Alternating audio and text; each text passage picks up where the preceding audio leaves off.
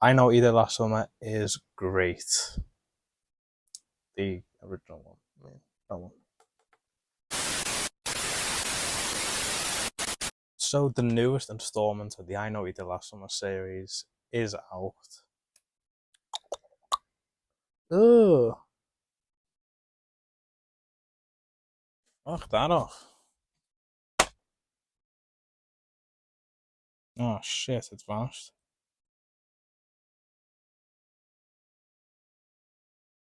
I found it in a minute.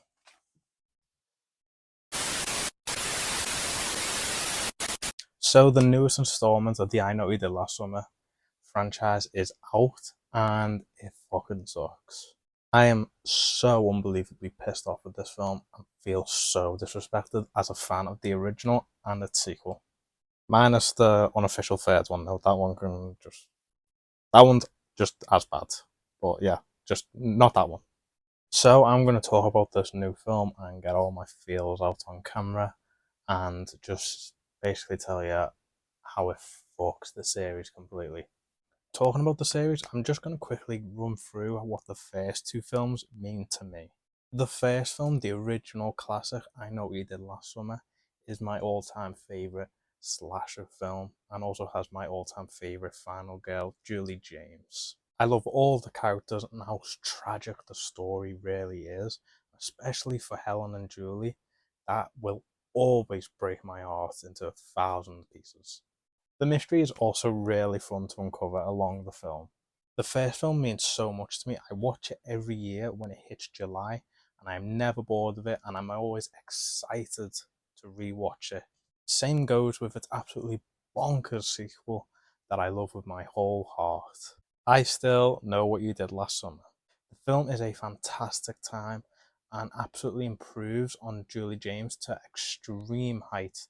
That makes her the best final girl in all of horror for me. The films are so special to me and I love everything about them. So when the new film was announced and with Jennifer and Freddie coming back to the series, I had to be seated day one. Okay, guys, just going to give a quick little rundown of what the film is all about. So, the film follows five teens who inadvertently cause a crash one night, and 1 year later, someone comes back to kill them all one by one, and they have to try and figure out the mystery. But they also seek help from former victims that have went through the same experience that they are going through. So, we're going to get into massive spoilers. I'm going to ruin the entire film for everyone. So, if you want to go see this piece of shit, please pause the video and go see it, and then come back and, yeah, guess we'll talk about it. Going to talk about some of the good parts this film has to offer. First off, it was great to see all the legacy characters come back. Jennifer and Freddie are good in the film and do the best with what they are given. However, I do wish Jennifer was in the film a bit more. It was also really nice to see Sarah come back to the series, even if she wasn't in the worst scene of the entire film. I was so excited to see Brandy come back into the series, and she was generally one of the best parts of the film, and also in the best scene of the film. The end credits.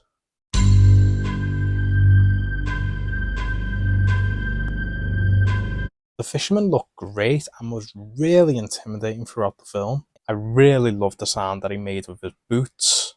It was really similar to Batman in the Batman, where his footsteps would make these big thumps. I would also say that the Hook is the scariest it's ever looked in any of the films whatsoever. There are some decent kills throughout the film as well. There are some good callbacks and Easter eggs that did bring a big smile to my face. But that sadly does it for all the positives this film has to offer. Now all the shit that fucks the series and makes the film hot garbage. I will never forgive this film for what it does to Ray's character.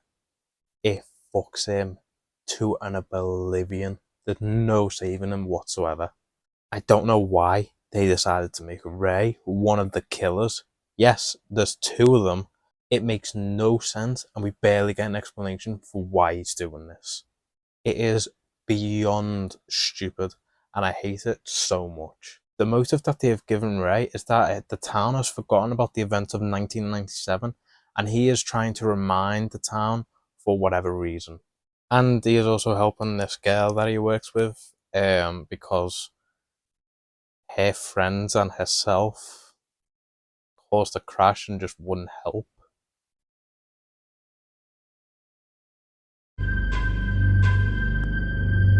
It's so fucking stupid that it's kind of hard to believe and it makes no sense whatsoever. They don't even give an explanation of what happens between Julie and Ray, as they are now divorced and absolutely hate each other. But we get no explanation. The best that I could come up with is that Julie wouldn't stay in Southport while Ray wanted to, but that's just me reaching for something to make it make sense. They could have done something with Julie and Ray as that whole story. Like, it could have just been something so tragic that it really just like gives the audience a bit of emotion, but we get nothing. It's so stupid and it's so wasted as well. Ultimately, they should have just had Julie and Ray be how Dewey and Gale were in Scream 5. Instead of ruining Ray's character, which he just wouldn't do whatsoever, I've just seen 2 films back to back of him saving Julie. So why the fuck would Ray turn around and just decide to be evil? Because the town moved on? Honestly, I'll give them props for trying to do something different with legacy characters, but if he had just had a good motive, I probably wouldn't be this harsh. But the decision to make Ray one of the killers really fucks over the first 2 films. Not sure why they decided to bring Helen back, other than nostalgia, but she, like I said, she clearly has the worst scene in the entire film. It's a whole dream sequence, which I'm not mad about because the series has had plenty of dream sequences in the other films, 3 to be exact. But it's just how this one was done and how poorly done it was. Madeline Klein's character enters the old Croaker Queen stage, which used to be one herself, and with her back to the audience, she turns around and it is Helen Shivers. Which, may I add, she is also just wielding a hook now and is acting super creepy and eventually turns into a fucking skeleton. What the fuck were they on when writing this? I feel so bad for Sarah Michelle Gellar having to act and also return in the worst scene in the film easily. It just feels so forced and doesn't make any sense, as Madeline Klein's character has no relation or anything to Sarah Michelle Gellar's Helen Shivers. Madeline Klein's character has seen Helen once and has said that she was hot, and that's it. The writing is absolutely ass and it's so cringe and it's just filled with all this Gen Z type of stuff and it's so hard to sit and listen to, and like I said, it's either stupid or it just doesn't make any sense. For me, Madeline Klein is easily the worst out of everyone in this film, especially the teens. She is just awful. Jen Kate Robinson, or however the fuck you say your name, you clearly don't know what you were getting yourself into when writing and directing this film, and it's clear to show. Honestly, it is just, you've done a terrible job and you have fucked the series for me. You have made a travesty of the first 2 films, and I honestly don't know what the fuck you were thinking when writing some of this stuff. But it's clear to me that you don't even know anything about the films or aren't even a fan of the films. You have fucked this series now into an oblivion that honestly may never get fixed.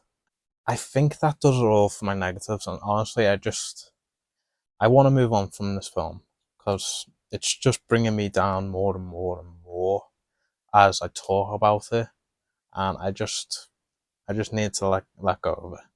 I can't believe what they have done to this film and also to the series. I feel so disrespected as a fan of the original I Know What You Did Last Summer and its sequel. If you're thinking I'm taking this too deep, then I really just don't care. I am allowed to have my opinion, and I am truly upset about what this film has done for me and to the other films as well, respectively. But if you have enjoyed this film, then I'm very happy for you. But it just won't. I probably will never ever like this film. I think the best thing for me to do is just block this film out of my memory and just have the first two as the only canon in this timeline. Because it ruins the other two films for me then if I do start to consider it being canon. I am so hurt that I've had to make this video. I really wanted to celebrate this film, and just shower it in all types of love, but I just can't, man. I just can't. Anyway, I am done talking about this film until I need to once again. But anyway, guys, if you have enjoyed, please let me know in the comments. Also, if you have seen the film, let me know in the comments what you thought about it. And am I taking this too seriously? Or what? Did you like the film? Do you feel like it ruined the other films? Please drop a comment, and also stick around for Ominous coming soon. And like, subscribe, and yeah, I will see you all in the next one, guys. Good night.